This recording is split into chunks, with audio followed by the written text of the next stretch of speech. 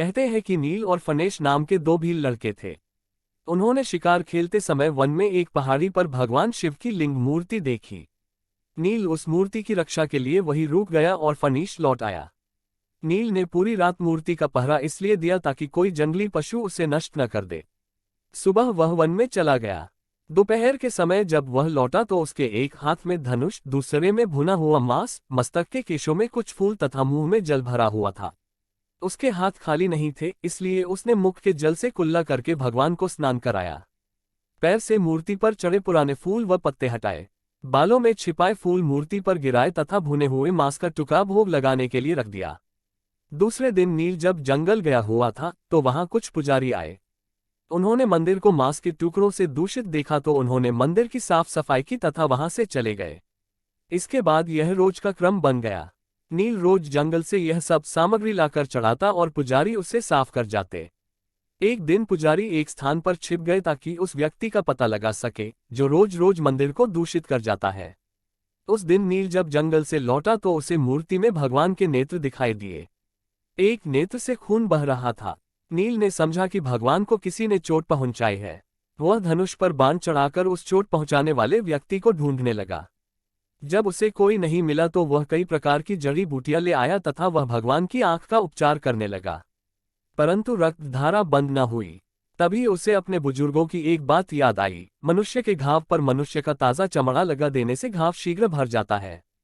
नील ने बिना हिचक बाण की नोक घुसाकर अपनी एक आंख निकाली तथा उसे भगवान के घायल नेत्र पर रख दिया। मूर्ति के नेत्र से रक्त बहना तत्काल बंद हो गया। छिपे हुए पुजारियों ने जब यह चमत्कार देखा तो वह दंग रह गए। तभी मूर्ति की दूसरी आंख से रक्तधारा बहने लगी। नील ने मूर्ति की उस आंख पर अपने पैर का अंगूठा टिकाया ताकि अंधा होने के बाद वह टिटोलकर उस स्थान को ढूंढ सके। इसके बाद उसने अपना दूसरा नेत्र निकाला तथा उसे मूर्ति की दूसरी आंख पर लगा दिया। तभी वह स्थान अलौकिक प्रकाश से भर गया। भगवान शिव प्रकट हो गए तथा उन्होंने नील का हाथ पकड़ लिया। वे नील को अपने साथ शिवलोक ले गए। नील का नाम उसी समय से कण्प, तमिल में कर्ण नेत्र को कहते हैं, पड़ गया। पुजारियों ने भी भगवान तथा भोले भक्त के दर्शन किए तथा अपने जीवन को सार्थक किया।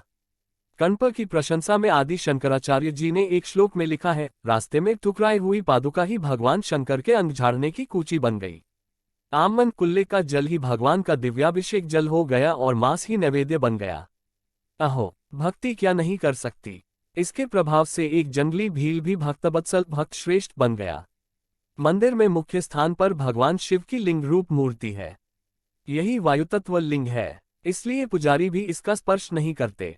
मूर्ति के पास स्वर्णपट स्थापित है, उसी पर माला इत्यादि चढ़ाकर पूजा की जाती है।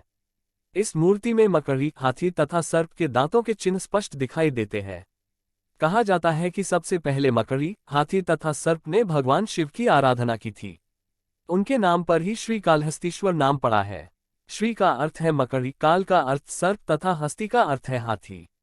मित्रों, आज भी लोग वहां जाते हैं और अपनी मन्नतें पूरी करते हैं।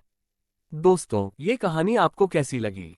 अगर ये कहानी आपको थोड़ी सी भी पसंद आई हो तो सब्सक्राइब करना ना भूले, क्योंकि आपका सब्सक्राइब ही हमारी साहस होगी और हम आशा करते हैं कि आप हमारी साहस जरूर बाएंगे। कृपया अपने बहुमूल्य सुझाव हमें अवश्य कमेंट करें। धन्यवाद।